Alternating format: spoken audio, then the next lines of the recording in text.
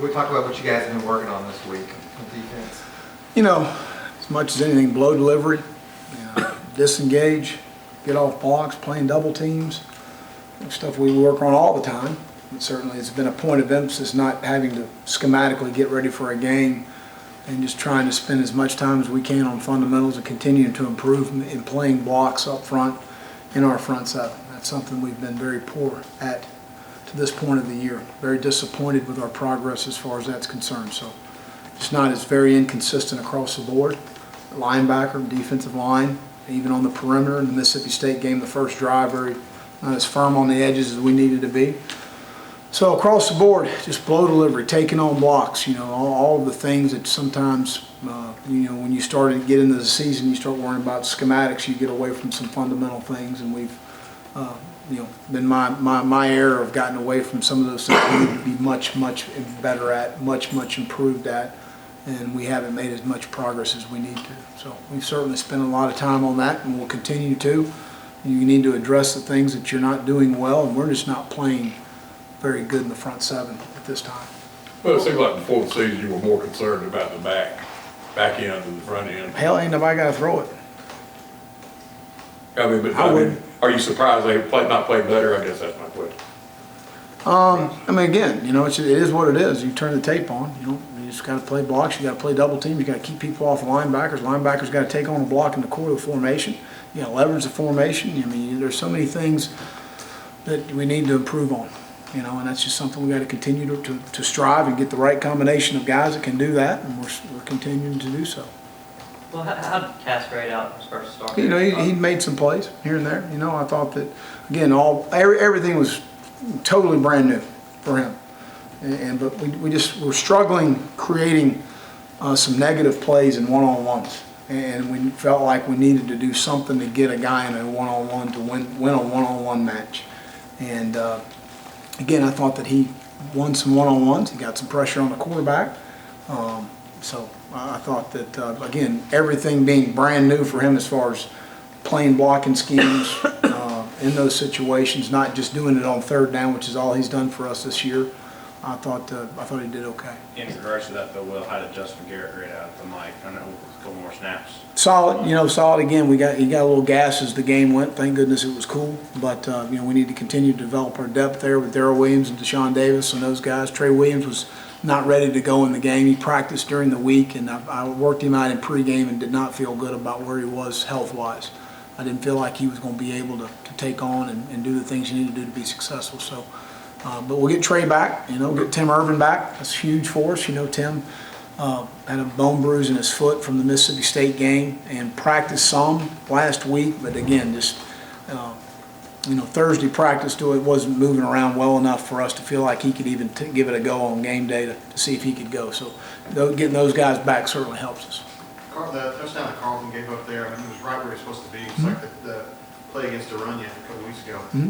Is there anything you can really do? He can do to improve there? I mean, he's right where he's supposed to be. Well, again, you're playing the ball out of phase. As far as playing a back shoulder ball, it's a well-thrown ball against a bigger receiver again. If he could have gotten his right hand in there a little bit more, because when you're playing from a back shoulder position, you're playing what we call out of phase. So if he could have really, stretched his right arm and gotten something down, you got to get an elbow down, you got to get a wrist down, you got to get something down in that situation.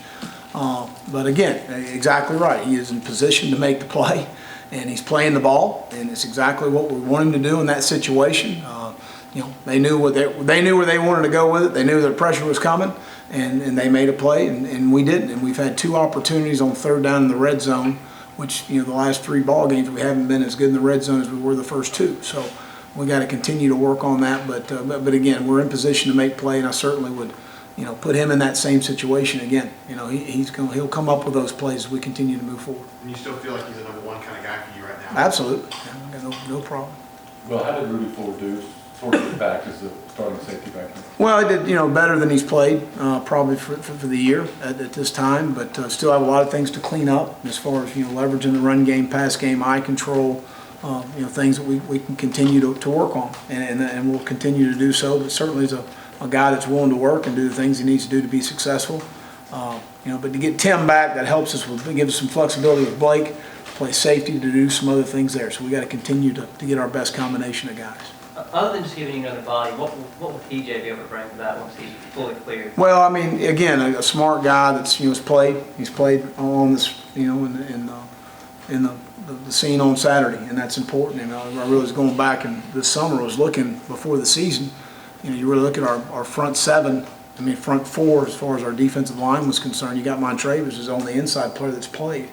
You know, Pee Wee Lambert's coming off an ACL. Carl Lawson's missed basically the whole entire season other than the first half against Louisville, and Jamel President. Other than that, it's a bunch of new faces. So we're experiencing a lot of new things. You got Carlton Davis, Jeremiah Denson, Tim Irvin, you know, a lot of new things going on with those kids. So, but again, another guy that's be able to go in the fold that has played before, it certainly will help. There are times, Will, during the game when it seems like on the sideline, like Coward's kind of hanging his head a little bit, like he's getting frustrated that he's not quite dominating the way he thought he would. Do you kind of sense that too? And what's he going to be able to do about it? No, I think he's doing very well. He's contributing. He's playing 20 so snaps a game, some more than others. But I've been very pleased with where he is and what he's doing. He made a nice penetration the other day, a big down force right there to get them in a negative down and distance, forced to punt a play later. So no, I've been pleased. Well, this week, like the entire defense, obviously working on a lot of things, but for those young guys especially, how important is this week now that they can take a deep breath? Turns and reps, just as many turns and reps as you can get, you know, and we've put them in a lot of situations versus our offense, so they're getting fastball work and 7-on-7 and team periods and things like that, and one-on-one, and just, I mean, again, the game continues to slow down the more reps and the more turns and the more times you get to visualize and see things. So there's no question it's huge for them. Is it hard to get through to Byron that even if he's doing well, as you say, that maybe it's because the production's not there, that you can do well without having production? Is that a hard thing for a freshman to learn? Sometimes, and I think that a guy that's very hard on himself as a player and certainly has high expectations for himself, as any person would, whether it's in football or the business world or anything, you won't, and especially in this day and age, it's the instant coffee society. Add water, you know, put it in the microwave for 30 minutes, it's all going to work. And that's really not the way it is all the time. So he is playing a defensive line in the Southeastern Conference at a high level, and will continue to improve and continue to get better, just like every other freshman I've ever coached that's played as a freshman in the Southeastern Conference. And there's been a bunch, and he certainly is going to be a guy that's going to play at a high level. What are your first impressions of Kentucky? Well, I think that, again, the first thing that jumps out at you is the skill outside. You know, you know, playing those guys last year, you know, they were a little younger, they're a year older, and Baker and those guys, I mean, they've really done a nice job outside, and Williams at running back, and they've got a stable of guys, Horton, you know, Kemp. They got three backs that are really good football players, and I think Tolles is playing at a very high level. A guy that can hurt you with his legs, he can throw it well. They've created a little more tempo maybe than they've been before. A little more two-back, some three-back that they've added to their package of things that they do. But again, they've done a really nice job, and I think Mark and his staff have done a really good job of athletically improving their football team, especially at the skill positions. Well, do you, since your players are still engaged as far as Absolutely. believing they can get better? Absolutely, yeah. I mean, the work we've had the last 2 days has been outstanding. So I've been very pleased. At all concerned when it's a non-Power 5 team on the West Coast, another 400-yard performance, and you know, that and an FCS team have that kind of production? It's always, you know, it's always certainly not something that I'm used to, and it's not something we need to become accustomed to either. But you know, I really thought going in the Mississippi State game, or excuse me, after the Mississippi State game, we had really made some progress. And Kirk Sampson told me after the game, you know, it's the first time since '08 Auburn's held an SEC opponent under 60 yards rushing. Since '08. It's a long time, and shocking to be honest. But we're not going to be here long, I can assure you of that. Will the turnovers, can you kind of describe how turnovers happen? You got 4 of them on Saturday, and you feel Well, again, whatever you're doing Blake- in practice takes over to the game. You'd like to think so, but again, I think a lot of that comes down to guys making some plays. Rudy Ford made a great strip on the third down play. Blake kind of broke on the ball, knocked the ball off the guy. Guys coming out of the stack. If Justin hadn't intercepted, I think there had been 2 or 3 others because they had great effort coming out of the stack. So anytime you're getting those sort of things, of course, the fourth down play was huge. Devontae comes in there and crashes and makes a nice play. So, you know, when Carlton is in the right place at the right time, it seems like he's in the right place at the right time a lot. So But no, that's always something you got to build on, and as far as that's concerned, and certainly that was one of the few positives we had. Are you in a position where you feel like you could get one or two more guys to step up and count on more in the depth and rotation in front seven?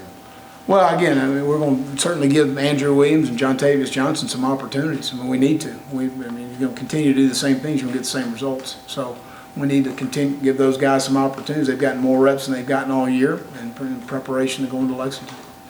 How is John Tavius? He's been solid. He's been solid. He's coming off a knee, he had in high school. So that's been a little bit, when you have a bigger guy, that takes a little longer as far as being, the pounding and all that they've got to take on the double teams and all those things are sometimes a little bit more sore coming out of the practices as opposed to some of the skill kids that have those. But I've been pleased, yeah. Did you look at him as strictly as a zero, or? John Tate, yeah, he was an A gap, 0, A gap, 2I. He can play a 3. Mm-hmm. How close are Devereaux and like Swain to doing the things you need them to do against the run specifically? Well, the last ball game was not very good. We need to improve. Will Casanova play the butt again? We'll look at that. Yeah. Do one more? Is it a deal where he could play both? I mean, you played them both Mhm. the other game, Yeah. the other day. Most of the other times have been strictly on third down. And, but, Jay, we'll continue to find out the best 11 for us. And we've had a lot of different combinations in the first 5 games.